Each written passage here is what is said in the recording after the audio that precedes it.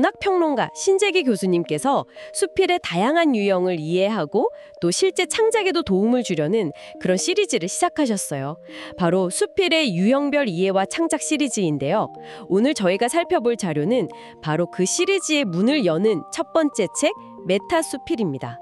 이 책을 통해서 메타수필이란 게 정확히 뭐고 이게 왜 중요하고 또 어떤 방식으로 쓰이는지 그 핵심을 한번 같이 파헤쳐 보시죠.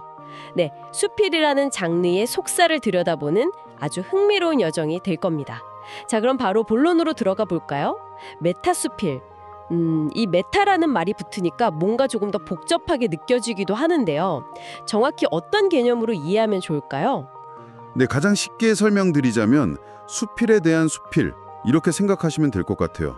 그러니까 수필이라는 장르가 마치 거울을 들여다보듯이 스스로를 돌아보는 글, 이렇게 말할 수 있겠죠. 작가가 수필이란 과연 무엇일까? 나는 왜 그리고 어떻게 수필을 쓰고 있을까? 내 글쓰기 방식의 장점과 한계는 뭘까? 뭐 이런 질문들을 던지고요. 그 답을 찾아가는 과정을 다시 수필이라는 그 형식 안에 담아낸 글입니다. 일종의 자기 성찰적 글쓰기. 네, 그런 셈이죠. 아, 그러니까 수필론 같은 그런 딱딱한 이론서가 아니고요. 글쓰기에 대한 그 고민 자체가 하나의 문학 작품이 된다, 이런 말씀이시군요. 예를 들면 뭐 수필은 진솔해야 한다, 이렇게 딱 잘라 말하기보다는 진솔하게 쓰려고 애썼던 그 과정이나 혹은 그 어려움을 보여주는 식으로요. 네, 바로 그 지점입니다. 정말 중요한 포인트인데요. 기존의 수필론들이 주로 논리적인 주장, 그러니까 개념적 인식에 기댄다면요, 메타수필은 좀 달라요. 구체적인 경험이나 아주 생생한 비유, 섬세한 묘사 같은 문학적인 장치들 있죠. 그걸 활용해서, 즉 형상화를 통해서 생각을 드러냅니다. 수필은 이래야 한다고 막 설명하기보다는 독자 스스로 아, 수필 쓰기가 이런 거구나 하고 느낄 수 있도록 보여주는 방식이죠. 이걸 이제 형상적 인식이라고 하는데요. 이걸 추구하는 겁니다. 추상적인 개념보다는 구체적인 삶의 모습이나 어떤 감각적인 이미지를 통해서 더 깊은 공감과 이해를 이끌어내려는 시도라고 할 수 있습니다. 아, 보여주면서 느끼게 한다. 확실히 문학적인 접근 방식이네요. 그런 글들은 주로 어디서 찾아볼 수 있나요? 뭐 이론서처럼 따로 묶여 나오는 건 아닐 것 같고요. 네, 맞습니다. 보통은 수필가 개인의 수필집 속에 뭐 한두 켠씩 포함되어 있는 경우가 많아요. 작가가 자신의 글쓰기 철학이나 그 과정을 작품 속에 자연스럽게 녹여낸 그런 글들이죠. 그리고 이런 글들은 해당 작가의 다른 작품들을 이해하는데 아주 중요한 어떤 단서나 길잡이가 되어주기도 합니다. 물론 뭐 때로는 작가의 의도가 너무 강해서 독자의 자유로운 해석을 좀 제한할 수도 있다는 점, 이건 좀 유의해야겠지만요. 그렇군요. 그런데 신재기 교수님은 왜 이 수필의 유형별 이해와 창작 시리즈의 첫걸음으로 이 메타수필을 선택했을까요? 뭐랄까, 어찌 보면 조금 더 접근하기 쉬운 유형부터 시작할 수도 있었을 텐데요. 네, 저도 그게 좀 궁금했는데요. 저자가 이 책 머릿말에서 그 이유를 밝히고 있습니다. 메타수필을 시리즈 전체에 어떤 서론격으로 배치했다고 설명해요.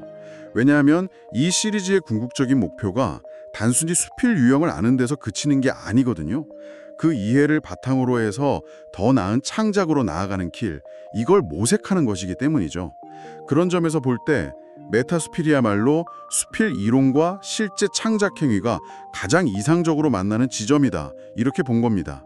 즉, 작가 자신의 아주 치열한 창작 경험과 성찰, 그 자체가 곧 설득력 있는 창작론이 될 수 있다는 걸 보여주면서 시리즈를 열고 싶었던 거죠. 결국 좋은 글이라는 건 끊임없는 자기 점검과 성찰, 그러니까 이 메타적 사유에서 비롯된다는 점을 강조하고 싶었던 것 같습니다. 아하, 그렇군요. 단순히 쓰는 법을 알려주기 전에 쓴다는 것의 의미 자체를 먼저 깊이 생각해보게 함으로써 글쓰기의 본질에 더 다가서게 하려는 의도군요. 네, 이론과 실천을 잇는 중요한 다리 역할로서 메타수필을 주목하신 거네요. 그렇다면 작가들의 그 자기 성찰은 구체적으로 어떤 모습들로 나타나나요?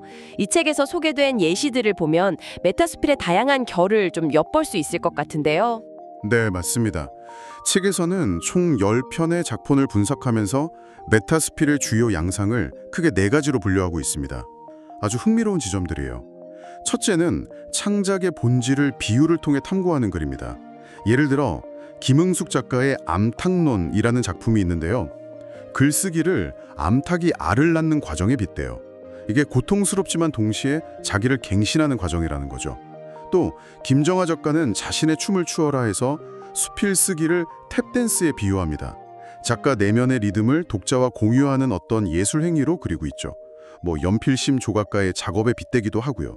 이런 식으로 익숙한 사물이나 행위에 빗대서 창작이라는 추상적인 과정을 아주 감각적으로 포착하는 방식입니다. 아, 비유를 통해서요? 흥미롭네요. 네, 그리고 둘째는 글쓰기 태도에 대한 솔직한 성찰과 고백입니다. 문경희 작가의 아무것도 아닌이라는 글처럼 자신이 쓴 글과 실제 살아가는 모습 사이의 그 간극, 그걸 아주 예리하게 돌아보는 거죠. 또 정성화 작가의 좌표 0.0에서처럼 글을 쓸 때마다 느끼는 막막함이나 두려움을 아주 진솔하게 털어놓는 식이고요. 최아란 작가는 또 익숙한 일상을 새록새록 낯설게 바라보는 것, 그게 수필의 시작이라고 말하기도 하고요. 이런 글들은 작가의 내면 풍경을 뭐랄까 꾸밈없이 보여주면서 독자와의 정서적 거리를 좁히려는 시도라고 볼 수 있습니다. 네, 솔직한 고백이군요. 셋째는 글쓰기 현실과 이상 사이의 갈등을 다루는 경우입니다. 노예숙 작가의 난타라는 작품은요, 문학상 심사를 둘러싼 내면의 목소리들이 막 치열하게 다투는 독특한 형식을 취해요. 그러면서 문단 현실과 작가의 인정 욕망 같은 걸 날카롭게 꼬집죠. 또 박순태 작가의 글 내시경은 문학상 수상 이후에 오히려 자신의 글이 가진 얄팍함을 반성합니다. 그러면서 기교가 아니라 진정한 내면의 깊이, 저자는 이걸 글내장이라고 표현하는데요. 이걸 키워야 한다고 자기 비판적인 목소리를 내기도 하고요. 와, 글내장이라니 표현이 강렬한데요? 그렇죠. 마지막 넷째는 수필의 본질적 속성인 기록성과 허구성의 문제를 파고드는 글입니다. 김양남 작가는 적는 자가 살아남는다 해서 개인의 삶을 기록하는 행위 자체가 존재의 의미를 부여한다. 즉, 수필의 중요한 역할임을 강조하고요. 반면에 성민희 작가는 수필에 등장하는 인물의 실명 사용 문제를 둘러싼 고민을 아주 생생하게 보여줍니다.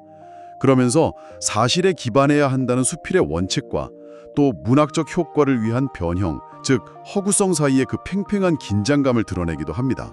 와, 듣고 보니 정말 다채롭네요. 단순히 글쓰기 기술을 넘어서 작가의 내면 풍경, 문단과의 관계, 심지어 장르 자체의 정체성에 대한 고민까지 수필이라는 거울이 정말 많은 것을 비춰주는 것 같습니다. 그런데 이런 생각 중심의 글이 자칫하면 너무 관념적이거나 좀 독자에게 건조하게 느껴질 위험은 없을까요? 아, 네. 정확한 지적이십니다. 책에서도 바로 그 점을 언급하는데요. 메타스필은 그 속성상 경험 자체의 생생함보다는 그 경험에 대한 사유나 성찰의 무게중심이 놓이기 쉽습니다. 이건 어쩔 수 없는 부분 같아요. 그래서 때로는 강한 주제의식이 좀 앞서면서 문학적인 형상화가 다소 부족하게 느껴질 수도 있죠. 하지만 저는 메타스필의 진전한 가치는 어떤 완결된 메시지 자체보다는요, 작가가 글쓰기에 대해 끊임없이 질문하고 고민하면서 스스로를 갱신하려는 그 과정과 태도에 있다고 봅니다. 작가 개인의 구체적인 글쓰기 여정과 아주 진솔하게 만날 때 그 성찰은 더욱 빛을 발하게 되는 거죠. 그렇군요. 결국 그 성찰의 깊이와 진솔함, 그게 독자에게 울림을 주는 거겠네요. 그럼 만약에 당신이 혹은 글쓰기에 관심 있는 저희 청취자분께서 이런 메타수필을 직접 써보고 싶다면 어떤 점에 주목하면 좋을까요? 책에서 제시하는 구체적인 창작 방법 같은 것들이 있을까요? 네, 있습니다. 책의 1장 3절에서 메타스필 창작을 위한 몇 가지 핵심적인 접근법을 제안하고 있어요. 기본적으로는 앞서 말씀드린 그 문학적인 방식, 즉 형상화를 염두에 두는 건데요. 첫째, 창작 과정을 비유적으로 형상화해보라고 권합니다. 아까 예시로 들었던 암탉, 탭댄스, 연필심 조각처럼요. 글쓰기라는 행위를 뭔가 익숙한 다른 무언가에 빗대어 표현하면 독자들은 그 과정을 좀 더 직관적이고 감각적으로 받아들일 수 있거든요. 네, 비유적 형상화. 둘째, 자신의 글쓰기 태도나 내면의 고민, 기쁨 등을 솔직하게 고백적으로 드러내라고 합니다. 글을 쓰면서 느끼는 불안이나 어떤 회의 혹은 어떤 깨달음의 순간 같은 것들을 진솔하게 나누는 거죠. 때로는 실패나 부끄러움에 대한 고백이 오히려 독자에게 더 깊은 공감을 줄 수도 있습니다. 솔직한 고백. 셋째, 문학적 이상과 현실 사이에서 겪는 내적 갈등을 구체적인 이야기, 즉 서사로 풀어내보라고 제안합니다. 예를 들어서 문학상이나 독자 반응 같은 그런 외부적인 문제하고 또 진실하고 깊이 있는 글을 쓰고자 하는 내면의 목소리 사이에서 고민했던 경험, 이걸 하나의 이야기로 구성해보는 거죠. 아, 갈등을 이야기로요? 넷째, 수필 장르가 본질적으로 안고 있는 진실과 허구 사이의 긴장을 의식적으로 다루어 보는 것도 아주 흥미로운 시도가 될 수 있습니다. 어디까지가 실제 사실이고 어디부터가 문학적 구성을 위한 변형인지 그 경계에서의 고민을 직접 드러내는 거죠. 뭐랄까, 사실을 고치지 않고는 진실을 말할 수 없다는 문학의 역설을 독자와 함께 탐색해 볼 수도 있고요. 진실과 허구의 긴장. 네. 마지막으로, 그리고 이게 정말 중요한데요. 강조하는 것은 이 모든 접근이 추상적인 이론이나 주장이 아니라 구체적인 개인의 경험에 단단히 뿌리내려야 한다는 점입니다. 자신의 실제 글쓰기 경험이나 일상의 구체적인 장면들을 통해서 수필의 본질이나 글쓰기의 의미를 자연스럽게 암시하라는 것이죠. 결국 핵심은 자기 성찰을 하되 그것을 딱딱한 분석이 아니라 생생한 경험과 문학적인 언어, 그러니까 수필가 본연의 도구를 사용해서 풀어내는 것이군요. 네, 수필 쓰기 자체를 수필의 방식으로 탐구하는 그런 여정이네요. 좋습니다. 작가들에게는 분명 의미 있는 작업일 텐데요.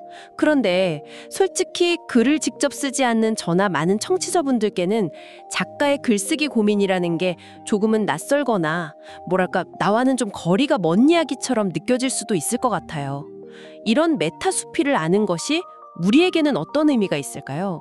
네, 아주 중요한 질문이라고 생각합니다. 메타수필을 이해하는 것은 단순히 작가의 뒷이야기를 엿보는 것 그 이상입니다. 왜냐하면 여러분이 앞으로 만나게 될 모든 수필, 더 나아가서는 문학작품 전체를 더 깊이 있게 감상하는 눈을 길러주기 때문이죠. 글 뒤에 숨겨진 작가의 그 치열한 고민과 철학, 창작 과정을 어렴풋이나마 짐작하게 되면서 작품이 훨씬 입체적으로 다가올 겁니다. 마치 뭐랄까, 무대 위 배우의 연기뿐 아니라 무대 뒤 분장실의 모습까지 함께 보게 되는 그런 느낌이랄까요? 아, 무대 뒤를 보는 느낌? 네, 예를 들어서 아까 김웅숙 작가가 글쓰기를 암탉의 알나키에 비교했을 때 우리는 단순히 글이라는 그 결과물만 보는 게 아니죠. 그 글이 나오기까지 작가가 겪었을지도 모르는 어떤 고통과 인내, 그리고 그 과정을 통한 자기갱신의 의미까지 상상해 볼 수 있게 됩니다. 또 문경희 작가가 글과 삶의 불일치를 고민하고 박순태 작가가 수상의 영광 뒤에서 자신의 글을 내시경으로 들여다보면서 반성하는 모습, 이런 걸 접하면요, 글쓰기가 단순한 기교의 문제가 아니라 진정성과 씨름하는 과정이구나, 이걸 느끼게 되거든요. 이런 경험들이 여러분을 더 통찰력 있고 공감하는 독자로 성장시켜 줄 거라고 생각합니다. 그렇군요. 단순히 결과물로서의 글만 보는 게 아니라 그 글이 탄생하기까지의 과정, 그 안에 담긴 작가의 인간적인 고뇌와 성찰을 함께 읽어내게 되는 거네요. 네, 딱딱한 이론서가 아니라 마치 작가와 속 깊은 대화를 나누는 듯한 그런 느낌을 받을 수도 있겠어요. 자, 오늘은 신재기 교수의 메타 수필을 통해서 수필이 자기 자신을 돌아보는 특별한 거울, 메타 수필의 세계를 함께 탐험해 보았습니다. 수필에 대한 수필이라는 개념부터 시작해서 비유를 통한 본질 탐구, 글쓰기 태도에 대한 성찰, 현실과의 갈등, 또 기록과 허구의 문제까지 메타 수필이 담아내는 다채로운 모습들과 그 창작 방법까지 두루 살펴봤습니다. 네, 메타수필은 작가에게는 끊임없는 자기 성찰과 갱신의 기록이라고 할 수 있고요. 또 독자에게는 작품 이해의 깊이를 더하고 작가와 더 깊이 교감할 수 있게 하는 좋은 통로가 됩니다. 글쓰기가 단순한 기술 연마가 아니라 진실을 향한 치열한 분투이자 성찰을 통한 탐구 과정이라는 걸 보여주는 아주 생생한 증거라고 할 수 있죠. 김정화 작가가 탭댄스에 비유했듯이 자신만의 고유한 리듬으로 세상과 소통하려는 노력의 진솔한 기록이기도 하고요. 수필이 경험을 문학적으로 만들어가는 과정이고 메타 수필이 그 만들어감 자체를 다시 들여다보는 것이라면 여기서 한 걸음 더 나아가 볼까요? 여러분, 이런 메타적 시선, 그러니까 한 발짝 떨어져서 스스로의 행위나 경험을 성찰하는 이 시선을요, 수필 읽기나 쓰기뿐만 아니라 여러분 자신의 일상 경험을 해석하고 의미를 부여하는 방식에도 한번 적용해보면 어떨까요? 매일 반복되는 듯한 우리의 삶도 어쩌면 조금 더 새롭고 깊이 있게 읽어낼 수 있는 아주 흥미로운 텍스트가 될 수 있지 않을까요? 최아란 작가가 새록새록 낯설게에서 말했듯이 그냥 스쳐 지나가는 일상의 한 페이지를 잠시 멈춰서서 너무나 익숙해서 당연하게 여겼던 것들을 새록새록 낯설게 바라보는 시선으로 말입니다. 여러분의 생각은 어떠신가요?